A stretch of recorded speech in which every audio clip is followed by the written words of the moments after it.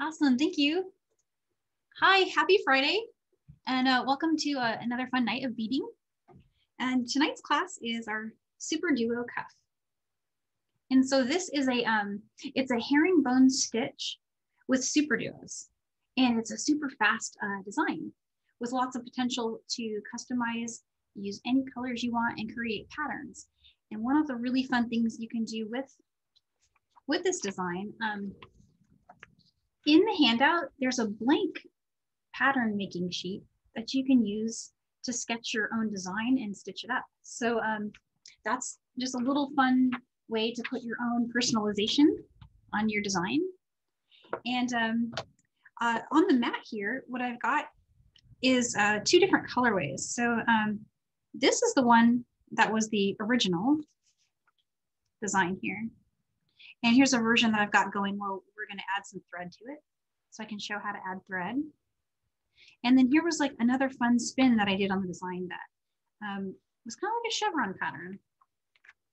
And so I just used colored pencils to kind of sketch out how it should work. So I know row by row which ones to add. So we'll go through how to do that, how to set it up, and then how to put a clasp on it. And everything. So here's what you'll need. You'll need to have SuperDuos, and you can have one color, two colors, three, four, however many you'd like. Both of my designs happen to have been done with 3 different colors. So this one was made with these guys, a hematite and a silver with a crystal inside. And then this one was made with a copper and then this gold Apollo kind of capri half coat. And then this one, which is like a pink metallic. It looks more purple to me, but it's called pink suede metallic. And then I use the copper beads out of a size 8 seed bead. So in both of these designs, you just need a tiny amount of size 8 seed beads to finish your ends for adding the clasp. And you can put a charm on it. Just got anything that you like. It's got so much potential. And I'm using the our usual thread, the Wildfire, the 0.006. And for beading needles, in the handout, it says to use a size 10 beading needle, and that works great. You could also use a 12 if you prefer to use a 12 for, I know with SuperDuo, sometimes connections can get kind of tight.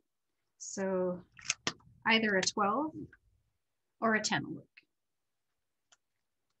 And then the last thing you might want to have handy, depending on what you'd like to do for finishing it, is one of the finding packs. That's what I'll use tonight. But as you can see here, I used some of the copper clasps from Michaels and jump rings to match my colorway. So anything will work there, pretty much any design. Scissors, and then you'll need a pair of chain nose pliers and bent nose pliers just for doing some jump rings at the end. And so yeah, that's everything. So I was thinking I would dive in and start a brand new one from the beginning and show you guys how that works. And so as far as cutting, how much thread to cut, you can go with any amount really. In all of the ones that I've made, a comfortable working length for me meant I had to add thread one time. So I always just kind of pull whatever design length works for my arm, and that should be fine for you too. And then just don't worry about adding thread because it's super easy to do. So I just cut kind of a comfortable working length for me. And I'm just going to flatten the end of my thread here with some square nose, flat nose pliers here. Got a beading needle. I just want to get that threaded there. I fold over about 7 inches. And so the first thing we're going to want to do is add a stop bead. You won't need many of these 8s, so just a few. I'll get those over here. So I'm bringing on a stop bead. And leave enough tail to do your clasp. So for me, I think I'm leaving about 12 to 15 inches of tail, just enough to do the closure end, adding a clasp at the end. And so adding the stop bead, actually I went too fast there. I'm going to go back and show that one more time. I slid that bead on. I measured out my tail length and then just kind of held it in place. And then I'm going to go back through. So the tail's over here, the working thread's exiting on this side. I'm going to go back through it so that it loops around like that. And when you pull that, you get what's called a stop bead. That'll make the next step of building row 1 just a little bit easier. And at the end, when we do our clasp, we're going to pull that off. Okay, so here's some SuperDuo colors. I'm just going to pull out some copper and I'm going to do this suede purpley pink color. And then for my pattern, I was thinking I might do the Handout Pattern, which is this one that has these kind of just one line. It's a super easy one where you don't have to really follow it, but with just a different colorway, so we can see that.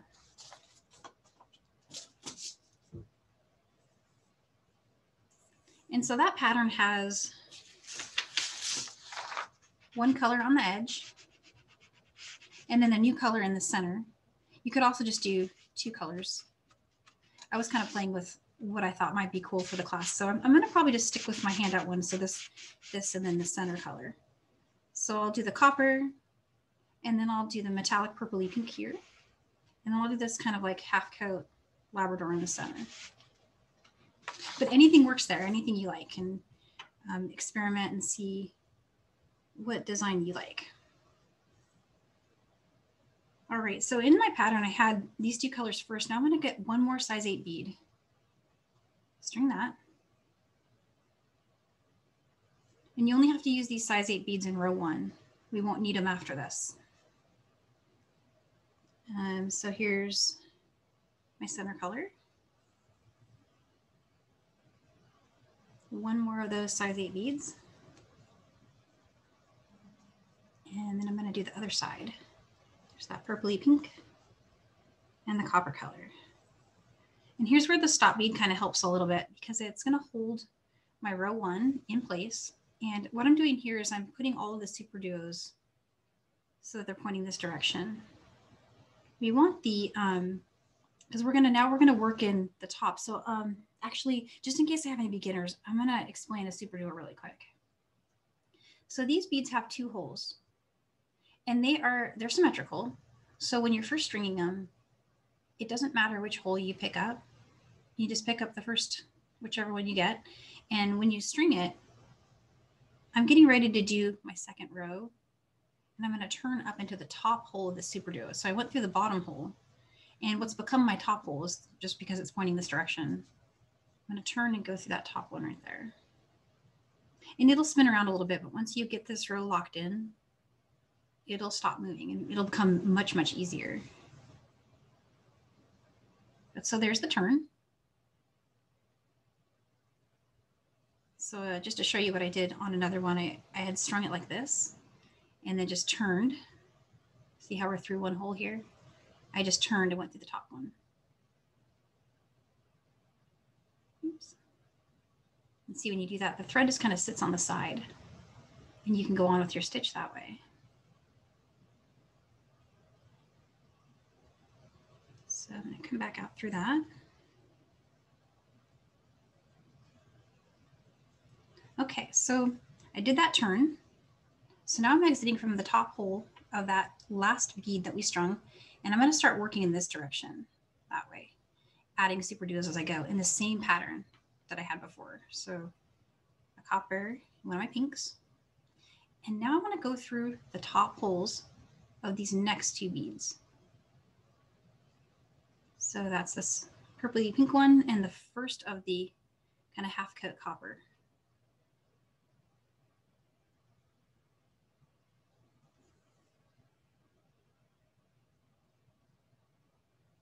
So it'll sit like that. And at the moment, it's going to look a little loose and kind of wonky. It's really easy to tighten this up. So don't sweat that part now. Let's just get the beads in there. And then I'll show you how to tighten it.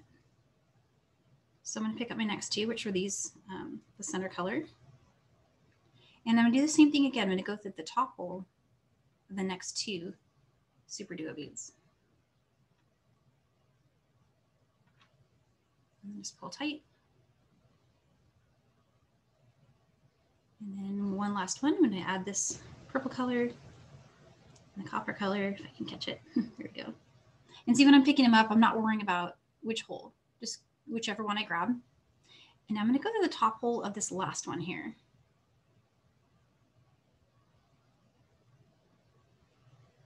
And when I do that, two things are going to happen. The top row will get a little tighter because you know how it was kind of fanning out? It's going to tighten up a little bit when I add that next bead. And then if you've noticed that your first row one that we did is getting loose, you can come along and kind of pinch the thread between your index finger and your thumb and tighten your stop bead down. And that will make it a little bit stronger. And you can do that periodically as you work too if it loosens up. And it might do that for the next couple of rows. And after that, it should be no problem. So what we did, we went through that last SuperDuo, the top hole, but now we want to work, we're coming out this way. We want to work this way now and add another row. So to do that, I need to do a turn again. So again, I'm just going to go through the top hole of that last bead I added.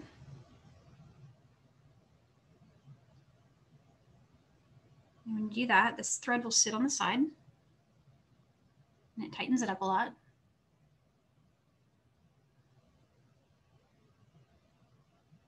And I'll build one more row and then I'll start over. And I was wondering, Carmi, do you think I should switch colors? How's this color doing? Danielle, it's Carmi. Yeah, I think the color is okay, but we definitely have a few people that would love to see the first turn again. Okay. But yeah, you also have one or two people who love the pattern and are already 4 or 5 inches in. That's awesome. That's really cool. I'm just going to finish this row and then we're going to set this one aside and we'll do, we'll start from the beginning. Danielle, do you have like, you know, we can just make it an obnoxious color palette. Do you have like a red and a yellow or maybe a yellow against a purple, just so it's really obvious what you're doing? Yeah, let's do that. Let me clear the mat really quick. I'm going to rescue my needle off of there. And I'm going to grab my scissors. Get those handy. Let's see here. What do I have? So I got one of these trays at Michael's. I don't know if you guys can see this. I'm off camera there, but I'm going to do something really awesome. I'm just going to, so I don't have to deal with tube. I'm going to make a mix. And they have these little scoopers at Michael's too, if you like them. How cool is that? Just all done, clean mat. There we go. Okay. So let's go for turquoise and red, and then what else? Maybe, what about, would that work? Don't use the white, Danielle. Use the red and the turquoise. Red and turquoise? Okay, yeah, let's just do, you know what? Let's just do 2 colors. That way it's really clear like which row is that we're doing. Yep. That's a great idea. Okay, let's see. So I'm doing that same thing again where I flatten the end of this. This just makes it so much easier to get that through the needle. So these are just some square nose pliers. And I'm just threading my needle here, folding it over. I'm going to cut a comfortable length. I'm going to go a little short because this one is probably not going to be a full length one there. And then I do need some size 8 beads. And luckily for me, I've got a wall of them. Thank you, John Bead, for sending me a wall of beads. So how about yellow here for our accent? And that'll be something that stands out really well. So first thing I need to do is add that stop bead. The stop bead here, leaving a 12 to 15 inch tail. I use my mat to measure that, and then come back through that bead.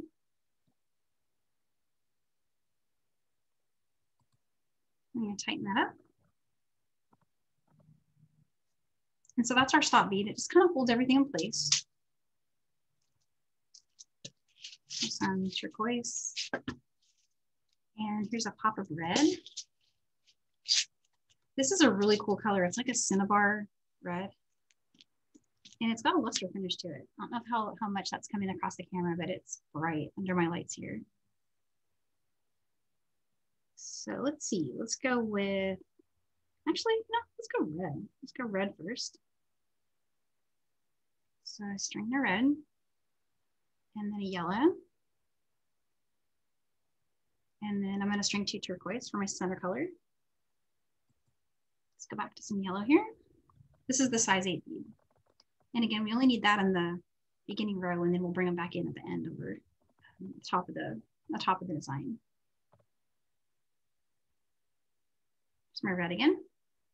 Okay, so what we did is we put on our stop bead, and then I strung 2 SuperDuos in a size 8, 2 SuperDuos in a size 8, and then 2 more SuperDuo beads. And I wasn't worrying about which hole because they're the same for this step. But now I want to go through the top hole of the SuperDuo bead so I can start going that direction. So exiting from the bottom hole and just turning through the top hole of that same bead. And this moves around a lot. This row is kind of tricky. One of the things I do is I just kind of hold it down while I'm pulling my thread through. And then if you want to, you can use that trick to tighten this side. It might move a little bit. And what I'm doing now is just making sure each one's pointing that way.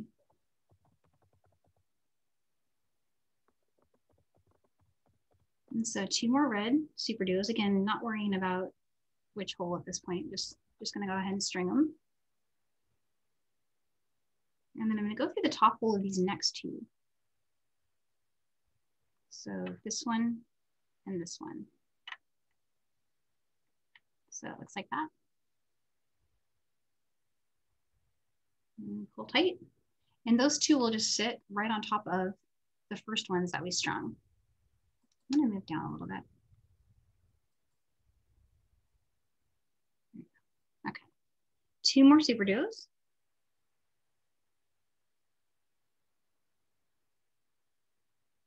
And then through the top hole of the next 2.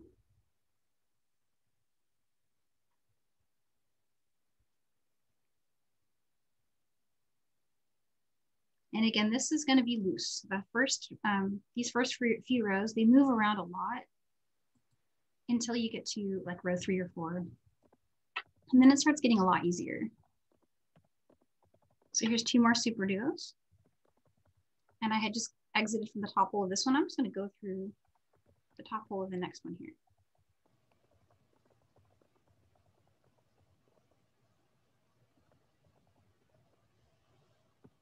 And I'm going to tighten this bottom one again. And so you can see there's, I mean, just this right here, the design potential of that alone is so cute. I did an earring once where it kind of fanned out, and then you put the ear wire up here. So definitely play with that and see what you can come up with, because there's just so much you can do. And it's a great way to use up the leftover few beads that you might have in your tubes. And so what you see here on the side is I went through the top hole of this last SuperDuo bead, and I want to turn and go that other direction. So here's the side view.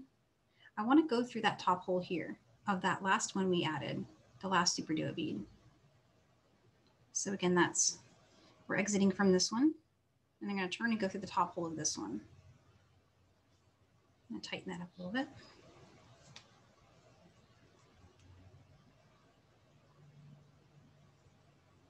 And there you go. So the turn, it'll put that thread right on the side. And now we're going in the direction we want to go. So here's 2 more. I'm going to go through the top hole in the next 2 beads.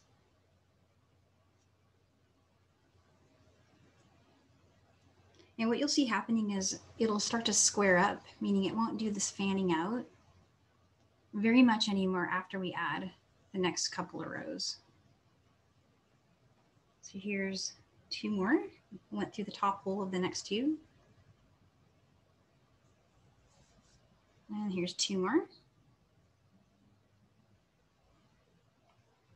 And the top hole of the next one.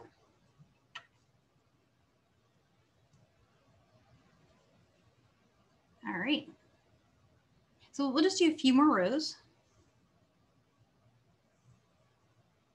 And then I'll check in with you, Carmi, to see if you think, because we definitely have time. We could do another start.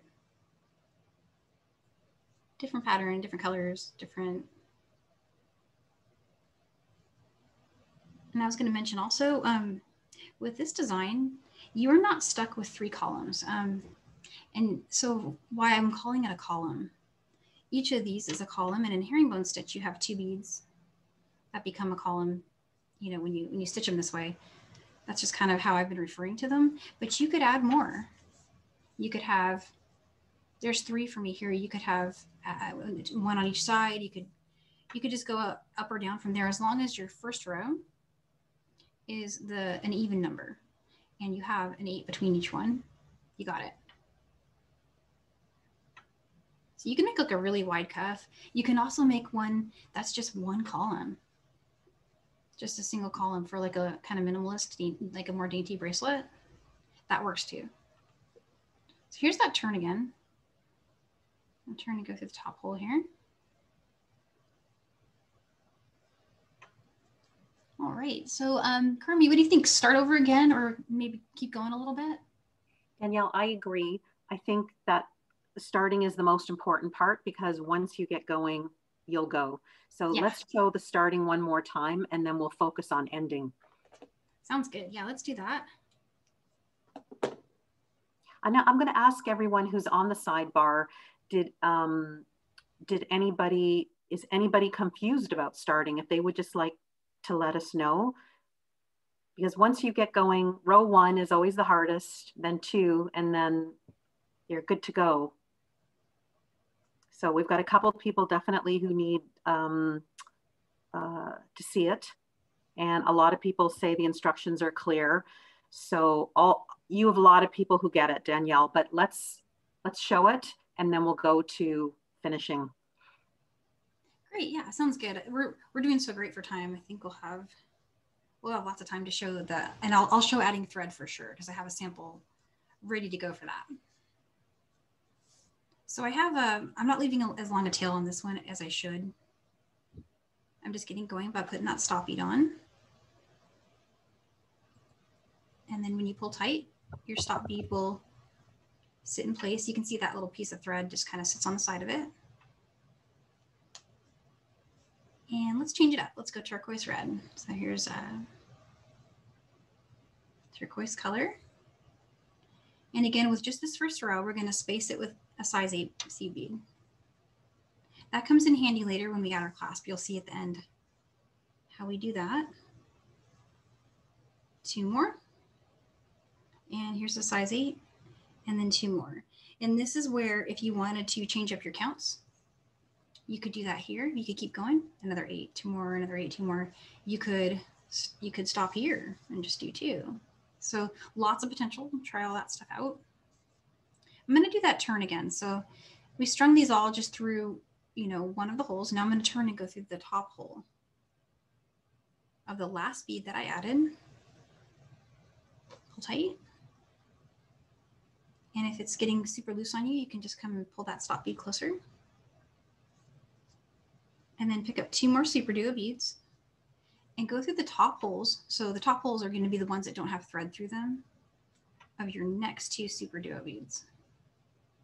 And if they're kind of moving around, going different directions, you can try to make them face the same direction, or just, they'll do it automatically when you stitch through it. So there's that. 2 more right here. And I'm going to go through the top hole of the next 2.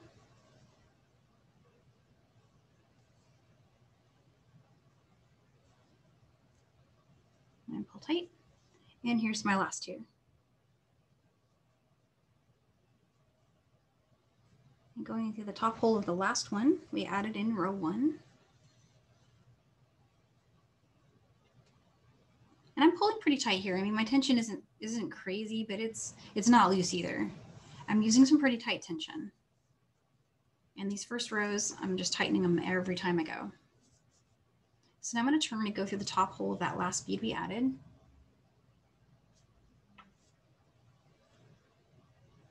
And don't worry if your beads do what mine just did and they just kind of move. Just come back and find your original exiting thread and just pull it tighter.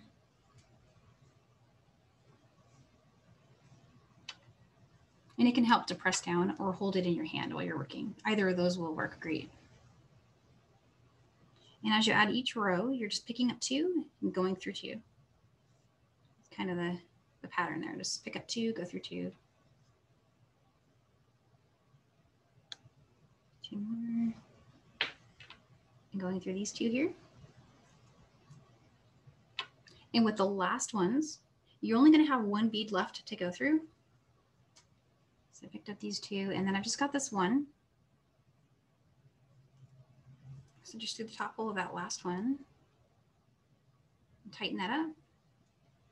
And then you'll want to turn and go through this one, the top hole of the next one here.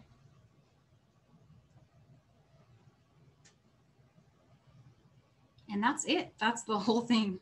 And then you just keep going until you either reach the length that you want or until you run out of thread. And so if you run out of thread, the best way to handle that, let me find my other sample here. So I have one here that I had going,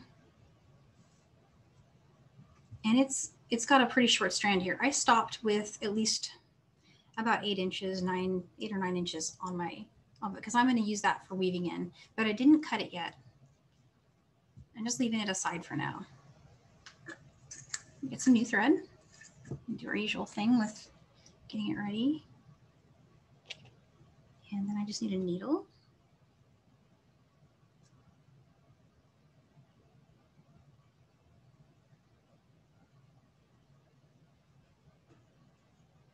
And so I'm pretty close to the end of my bracelet here. So I don't want to cut a full length. I'm just going to go with about, a third of what I would have done for my starting. And so my goal here with my new strand that I just cut is to try to get it to exit from the same spot so that I can carry on with my stitch. And then what I'm going to do after that is weave in this old thread up into the new rows that I create. So I'm going to come in through these bottom rows to weave in my new strand. And then I'm going to weave this old strand up into the new rows I create. So to get there, I'm just going to follow my thread path that I've already got existing here.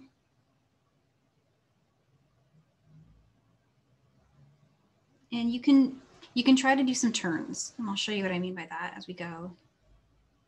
Or you can just go through a row. The thing about herringbone stitch that is so great is when you're weaving in, you don't really have to go through that many rows. For some reason, just the zigzaggy nature of it makes weaving in happen quicker. And you'll know you've got a good weave in when this tail stops moving. So you see when I'm pulling on it right now, it's still going. I want to make it stop doing that, and then I know I've got it. And you could knot too, and I will show you a knotting method when I get over here. But I feel like you don't have to knot unless that's something you want to do. I actually usually don't for when I'm creating these, just because it's so easy to do this. So already, check this out. It's not moving at all. I'm really pulling on that, and it's not going anywhere. I got it to move, but not too much. And I still have a few more places to go here. So I'm going to exit through.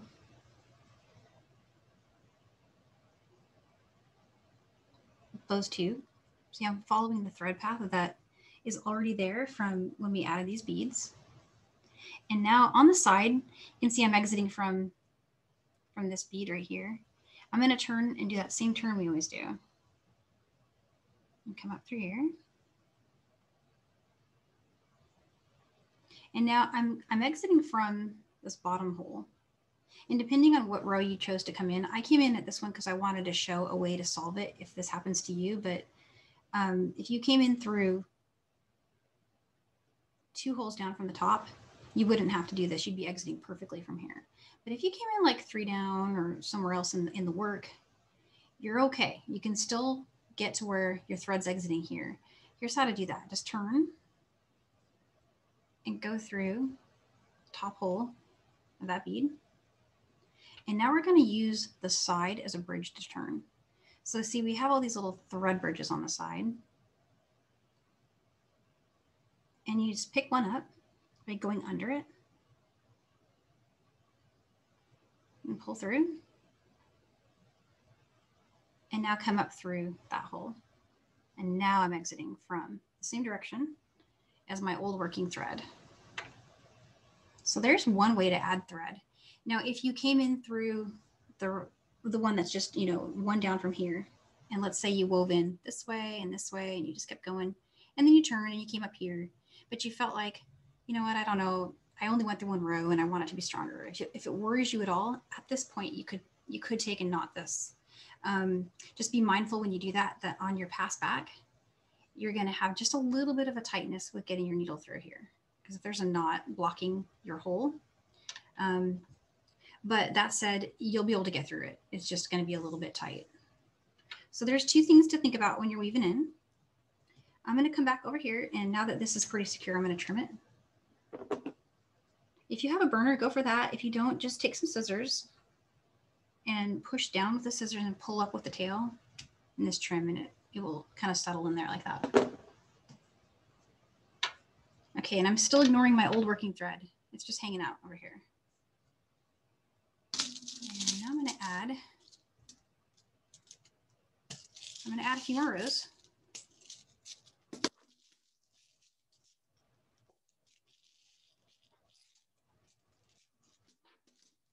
And here's a little center color.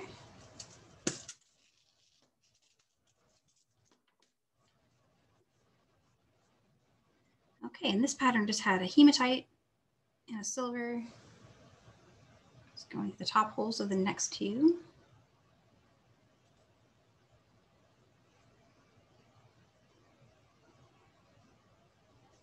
And my center color is just like clear crystal.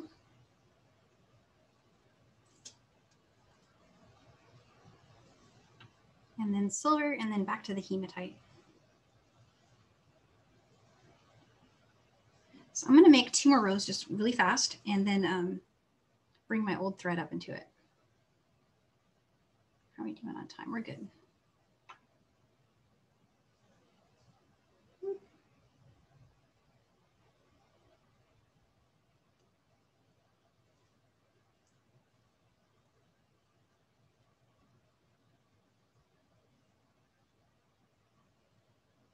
And this is this one here is the original colorway. I know it's a little hard to see those center ones, but they are really cool looking in this pattern.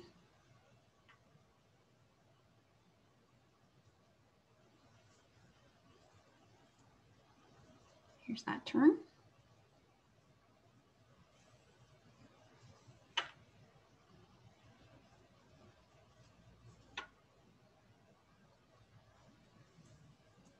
Here's those. And here's the center ones.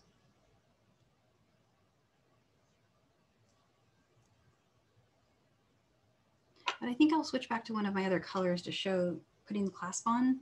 We'll probably show it twice. I'll show it first on the bright color. And then I'm thinking if we want, we can show it again with this color. But there I've got 3 rows on. And here's my old working thread. And it's exiting from the inside hole of that bead. So I'm just going to continue and go through the next one. And so you have options here. If you want to just keep going through the thread path, that's a great way to do it. But if it's frustrating at all because of how tight these turns are, there's another way. And let me get over to the other side and I'll show you guys that.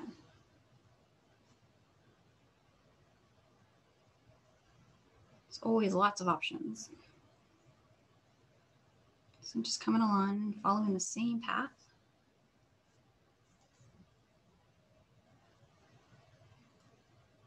And if you had good tension when you were creating your piece, this will be snug.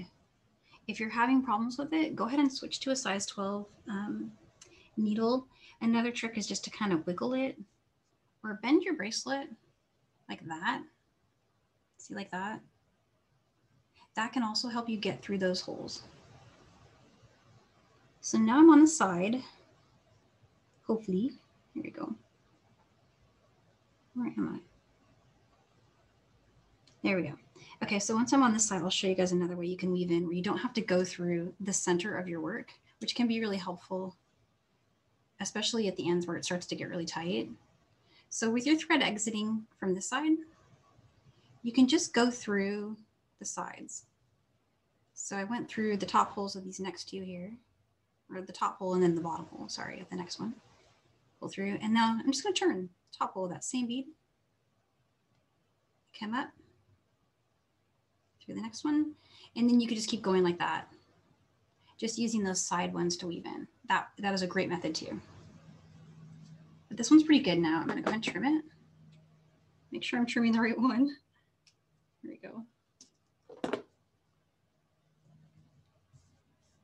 And that's how you add thread. So it's you know, it takes a while. It takes longer, I feel like, than actually building the bracelet. The weaving in part honestly takes longer, but it's good to do because it the reason also that I weave the new thread in and then do some more rows and weave the old thread up into that is so you don't get any thicknesses where it bends differently, because this is a flowy design. Like you can curl it and everything. It is really cool. And if you have thicknesses in anywhere in your work where you've gone through, made lots and lots of passes, you'll notice less flexibility in that area. So just to keep it nice and flowy when you're weaving in, just think about that.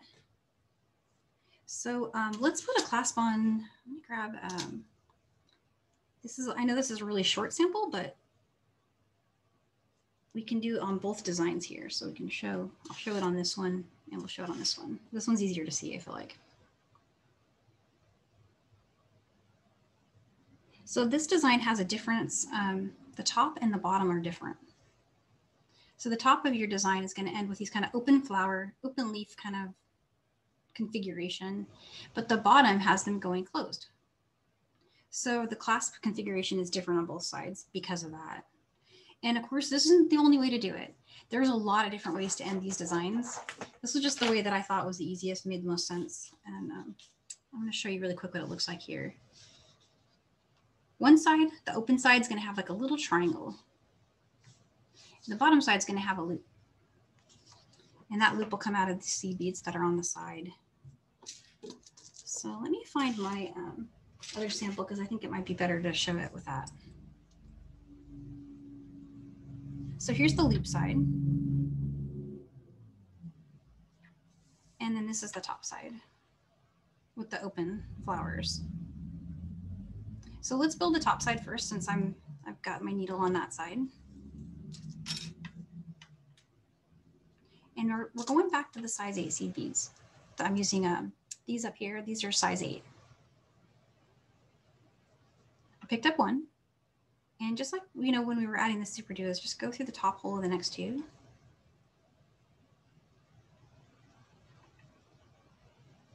And then when you get to the next part, you'll pick up 3. So it's going to look like this. They're going to make like a little triangle. And so going through the top hole of the next two, I just went through the one really quick so I can show the pop. And if you have to help it, you could also use 10s here or 11s if you wanted to. Through the top hole of this next one. So there's that little triangle. That's the one that we put the one side of the clasp on. One more size 8. And going through the top hole of that last bead. All right, so we need to reinforce that. And one way to do that without having to, see, we want to go this direction, right?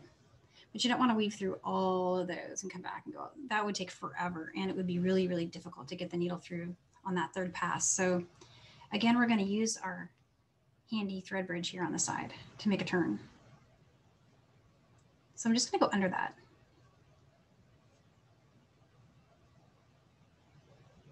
And then just come back up and go through in this direction.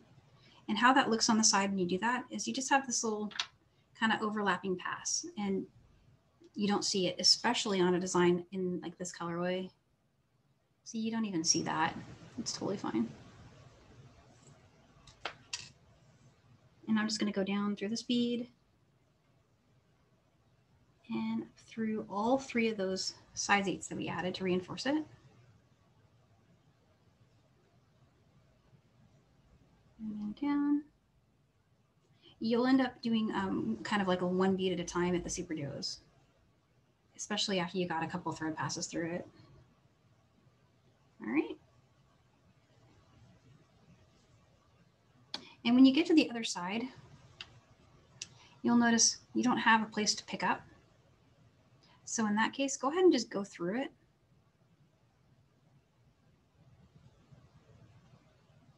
Sorry, go through just the 1. I know that's hard to see. I'm sorry, guys, but I just went through 1 bead. So in all these other passes, I've been going through 2, but here I'm just going through 1 so I can make my turn.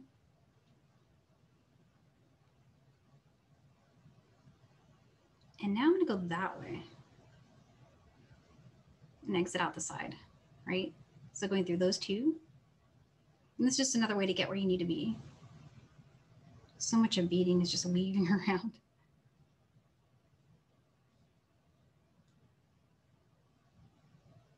And I'm going to use that same trick we did, but now I've got a spot to do it.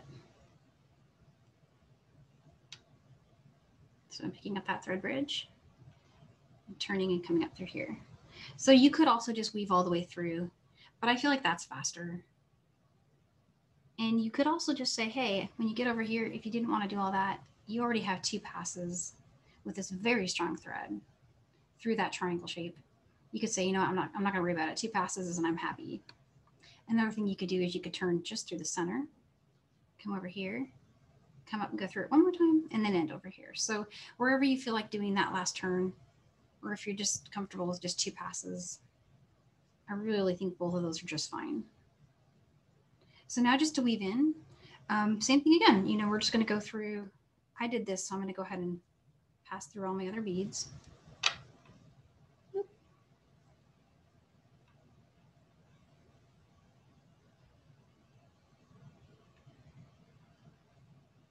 And then when I get to the other side, I'm going to show you that kind of an abbreviated version of that side weave in again. So we're over here, of that last bead. And now just coming up through just the 1. And it's starting to get pretty tight, but just through the 1. And then turn and go through the 2. And if I had more real estate here to weave in, I would just keep doing that down. And that's another way to weave in your work. Okay, so let's switch to the bottom. We want to put the bottom one on. Pulling off that thread stopper bead. So this is that stopper bead that we strung at the very, very first step. Pulling that off. And I'm going to thread my needle now. Let's see, did I flatten that yet? No, I did not. There we go.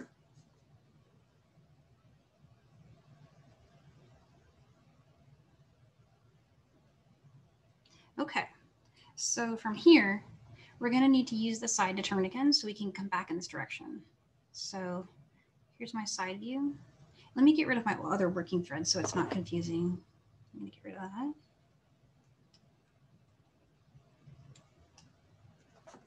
Okay, so this is my tail. We pulled the stop bead off and we threaded the needle on it. And now I want to get to here so I can add a little loop, but I need to turn. So again, I'm going to use that little thread bridge on the side.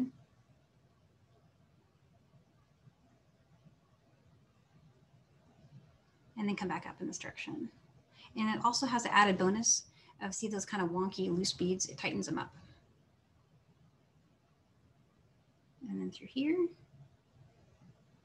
And what we're creating on this side is just that little end loop. So, and you can put a charm on it if you want to, but you don't have to.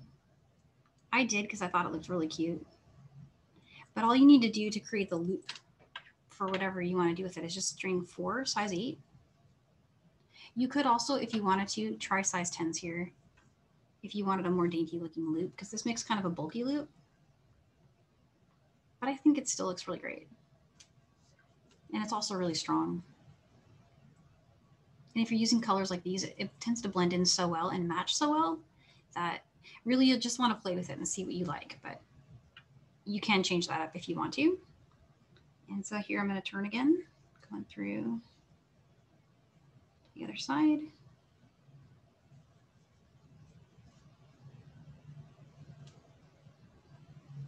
And I've got a bridge here to turn.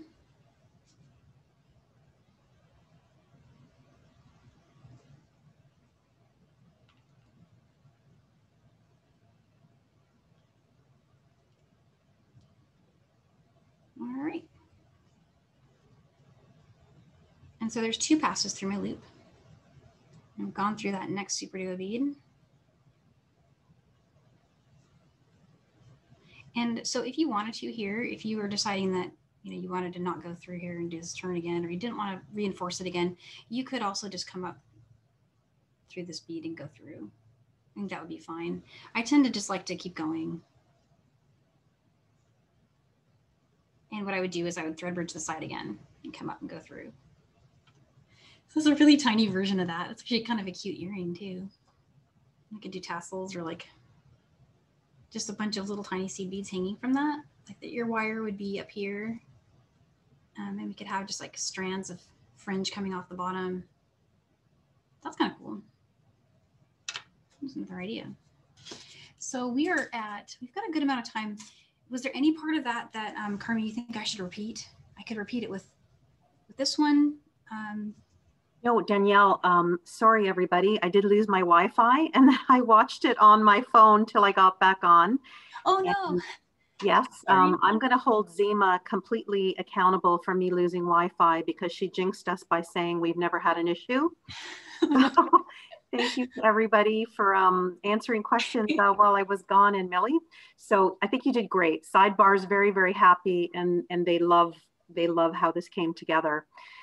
With 10 minutes to go, I think the best thing for us to do is maybe get everyone up to speed on what's happening in July and some of your classes and things that are happening because they haven't seen all the classes yet. Gotcha. And I wanted to just real quick point out that this design, we have a filmed offline version of it that is on Michael's YouTube. And I think it's just called SuperDuo Cuff. And so you can see, a really high definition video of this bracelet having the ends put on. So if any of this just didn't make sense today, that video is on the Michael's YouTube and you can check it out there. And so coming up, so I've got, let's see, I'm going to go ahead and just kind of bring this over under here. We have starting for July 2nd. July 2nd, so Canada Day is the 1st. And then of course the 4th of July is that weekend. So we don't have a class on Friday, July 2nd. The next class we have is on Friday, July 6th. And that is an introduction to bead embroidery. And so that class is going to be really where'd I go? We're going to cover 2 techniques for how to create bead embroidery. And so I'm going to cover both a circle, drop, and tack method and a 2-back stitch. And then we're going to brick stitch the side. And how this looks is it has like a little bit of felt in the back. In the handout tells you where to find all this felt in Michael's. So this is going to be a really action-packed class because we're going to go through how to do all these steps. And I might change up the colors a little bit so they're easier to see. And then of course the next one, which would be on July 16th, we're going to do this kind of pearl daisy chain. And this is a really fun class because I learned recently from watching some other classes and working with some other instructors that I do my daisy chain kind of weird.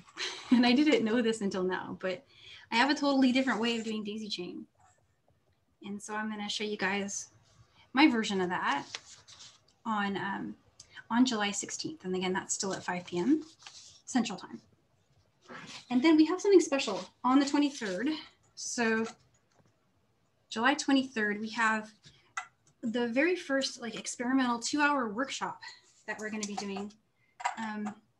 So this class it's a paid class. It's the first paid class I've done, but it's got 2 hours worth of instruction. And we're going to go through a lot of different variations of Russian spiral stitch, which is how this was made. And we're going to talk about how to create this adjustable closure here. So this will be a really fun class. It's a small class. It's a more interactive. I'll be able to go through things a lot slower, a lot more detail, and answer a lot more questions. So that will be a fun one. It's going to go from 5 p.m. Central Time until 7 p.m. Central Time on July 23rd. And this handout, you can find it on the links page if you want to check it out to see if it's something that you're interested in. And then last but not least, the Seaside Bracelet. So today we were all about herringbone stitch with SuperDuos.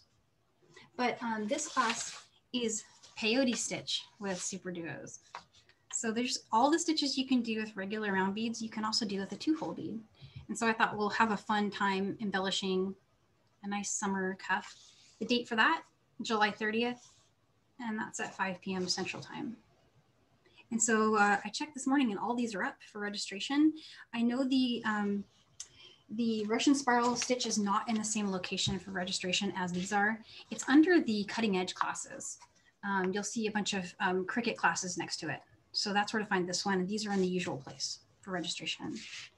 And then let's see, last but not least, since we're off next week, and in case you guys are looking for like another project to do, we have a cool video that was just launched on Michael's YouTube. And this is a design by Nancy Donaldson for John Bead. And I did a video of her design that is memory wire with gumball, which is the most beautiful mix. And it's just the coolest cuff ever. So that video is up on Michael's YouTube. You can check it out. And that's a cool, fun summer make, fast, lots of wire going there.